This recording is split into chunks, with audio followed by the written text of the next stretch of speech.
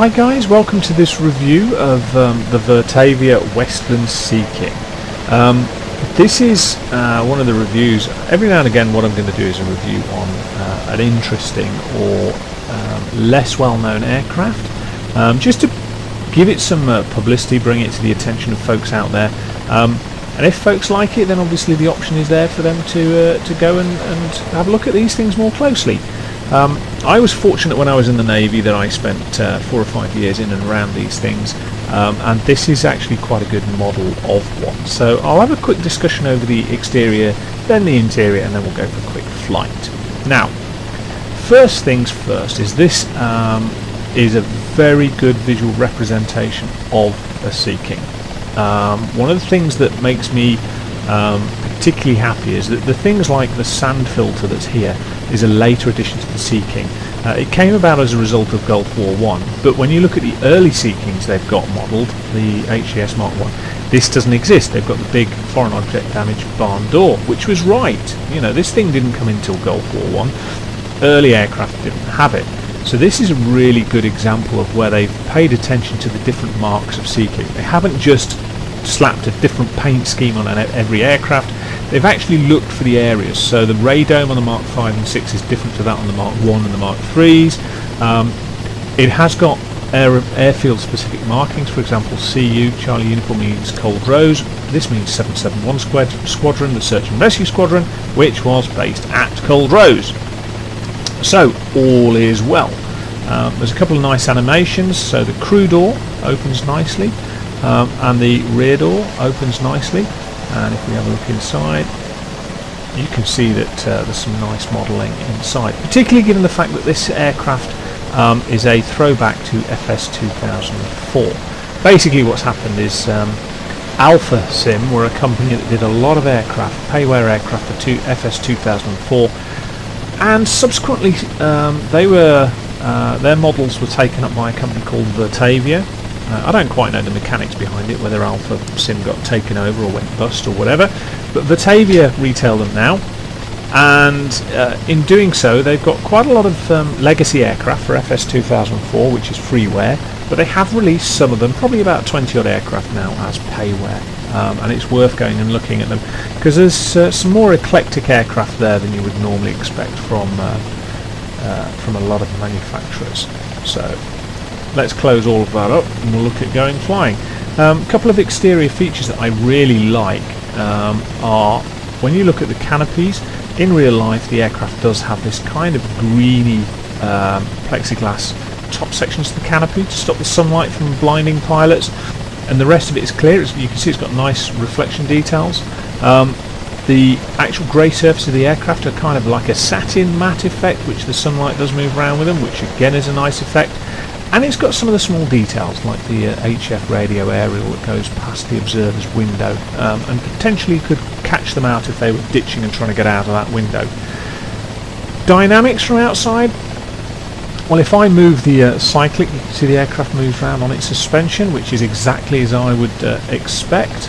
And if I lift and lower the collective lever, you can see that it lifts and lowers on its suspension. So all is well. Let's have a look inside. Now, one of the things to remember that this is not a study sim. It's got FS 2004 heritage, so as a result there's quite a bit in the cockpit that doesn't actually work, that's not clickable. So a lot of this, for example, is not clickable, but then there are some nice features. So you can just turn the radios on like so, and you've got Nav 1, Com 1 and ADF, so you can do your normal FSX navigation with this. You've got a tactical navigation system which is available for you to use. Now, in terms of the Seakings I flew, a lot of this equipment was different, but this is visually quite representative of what you would expect to see. So even though it's not strictly 100% correct, it's going to be correct to some greater or lesser extent in some aspects to some aircraft. What I would say is the actual main panel is a very good representation. Again, some of the instruments are slightly different depending on the models of aircraft. There's a few which are, I would have preferred to have seen them operative, which is things like the fuel transfer panel. But obviously, although the gauges are functioning, I think one of the things is that to actually model that many years ago would have been quite a significant challenge. I mean, you've got to remember this aircraft was developed probably about 10 or 11 years ago, and to be as good as it is, given the time period where it was developed, is quite impressive for me, really. It's still a little bit expensive, really. I mean, this is 20 odd pounds worth now, and I think for £20 a lot of aircraft now have a lot more functionality with them, but, and this is the big but, there are not that many helicopters in FSX, and there are not that many that are very easy to operate, and this is quite an easy helicopter, if you can say that, to operate compared to a lot of others. Now, a couple of features before we get airborne. It does have test switches for things like the various lamp tests, as you can see. It does have this nice natty instrument down here, which is it's a track and drift, a speed and drift indicator, so it will tell you how fast you're going, and it will tell you how far off track you are in terms of degrees. So if you were to say track 340, it will tell you how far off that track you are in degrees. So it's got some nice instruments that are specific to helicopters, and as a result are different. And again, you can see the dynamics of moving the stick around. I do get the corresponding movement in the airframe, so left and right and so on and so forth. Right, why would this be a good helicopter for a beginner? Well, it's a good helicopter for a beginner because it's large. If you're flying the R-22 or something like that, then the knock-on effect is that you've got a small, twitchy, difficult to control helicopter. This, as you can see, is a large helicopter. It's got a certain amount of inertia and dynamics, which means that actually, ironically, it can be slightly easier to hover. Now, I'm not an expert at hovering, I'm only just getting to grips with FSX's helicopters, but I remembered from years ago that I owned this and I really quite enjoyed flying this.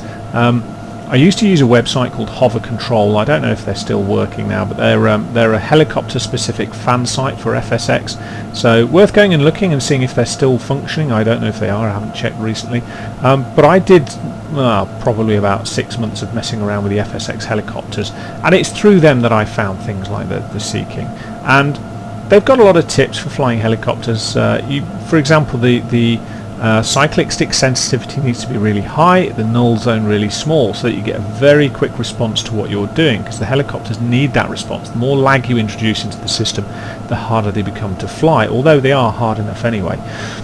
Likewise, the rudder pedals need a relatively small null zone, but they don't need to be as sensitive, because yaw is less of an issue than you would expect. Obviously, if you turn down the sensitivity, one of the things is you run out of the actual control authority, so you get less of a maximum travel. But this is Culdroves, which is Naval Air Station in the UK, so let's just check. Yeah, my gear's up, and as you can see, it's a lovely model when it's outside and flying. Looks really nice. I've got FTX Global installed now. I've got a video that's on in relation to FTX Global, which is nice for doing things like the trees and the terrain. One of the things I haven't got round to is trying to fix the water textures, and I'm going to go probably for a program called REX4 or REX4, which is like a texture management program more than anything else. It doesn't add scenery, it just changes the textures of the scenery you've got. So, helicopters' natural environment is low level. That's pretty much where they live. It's what they're designed for. And the knock-on effect of that is that if you're playing around in FSX with helicopters, you're going to be going generally low level. And the question then is, how do they fly low level? Well, this thing actually flies really nicely. It's not completely docile, so it's, you have got the opportunity there to make a real ham-fisted effort at flying at things. But actually, in terms of flight characteristics and flight handling, one of the key things for me with something like this that is not a study sim is I want it just to be pleasant to fly, and this is. It's lovely to fly. It's not too complex as a helicopter. It's not going to throw you out of the sky and call you an idiot and a ham-fisted buffoon. It literally is exactly what it says on the tin. It's here to let you enjoy the wonders of flying a helicopter. It allows you to fly low. It's got adequate performance in terms of that. It doesn't affect the frame rates too much, which is a significant thing these days. being an FS 2004 aircraft and having relatively simple systems, visually interior and exterior looks good, but it doesn't have too much effect on the performance of the simulator, which is important for a lot of people, I know.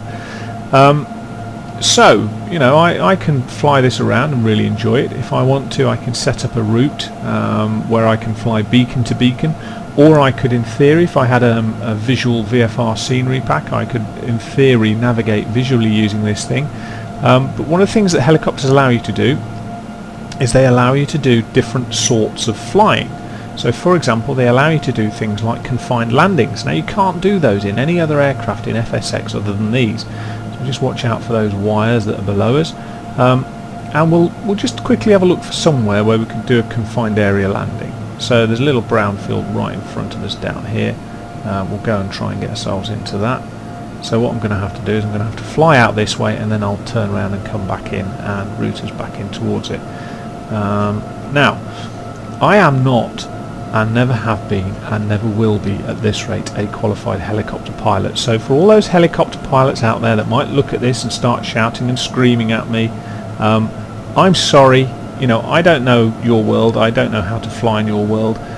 It's not a world I'm familiar with, so I shall just do the best that I can, and we'll take it from there. So let's turn ourselves back round.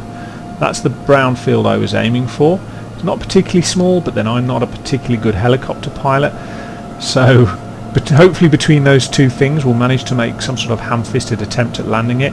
So the first thing, I'll just check the gears down, which it's not at the moment, but I've just put it down, so 2 greens, there we go.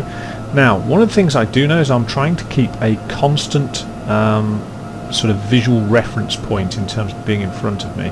Now, actually, because of my attitude, I'm going very slowly now. I need to just move us over to the right, and I'm using this brown field, and I'm going to try and keep the tall trees, the poplar trees I think they might be, or something like that, just above the coaming of the cockpit of the instrument panel there. I'm just going to move myself to the right, and as I get close to the ground I'm just going to change my reference and just flare a little bit to remove my forward speed, and we'll just bring ourselves down here and see how we do.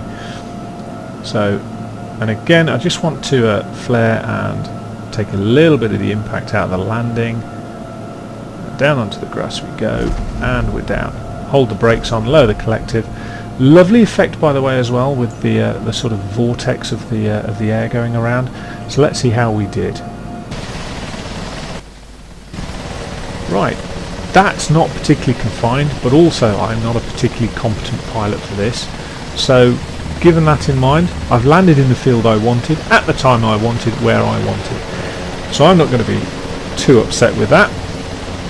Anyway guys, thank you for watching this video. If you enjoyed it, please don't forget to tick like, subscribe, or even share the video. If you want to leave any comments, then please feel free, because they always help me figure out what I should be doing next with the channel. I'm trying to see if I can grow it and have something a bit different to here's how to fly such and such a piece of payware aircraft. Because there are a lot of channels out there that do that. I'm trying to just do something a little bit different for the people out there who enjoy seeing the breadth and variety of what's available in FSX. So guys, as I say, if you liked it or enjoyed it, please don't forget to tick like or subscribe. And likewise, if you want to leave a comment and ask for anything specific, I will try and do my best. I'm also going to try and look at doing a few more bits for X-Plane. I'm not quite up to the ability and aptitude levels with X-Plane's aerodynamics to do any helicopter stuff with that yet, but I can assure you that I am trying. And in the meantime, I'm going to go and fly this thing around and have a whole load of fun, and I hope you join me in my next video, and I'll speak to you soon.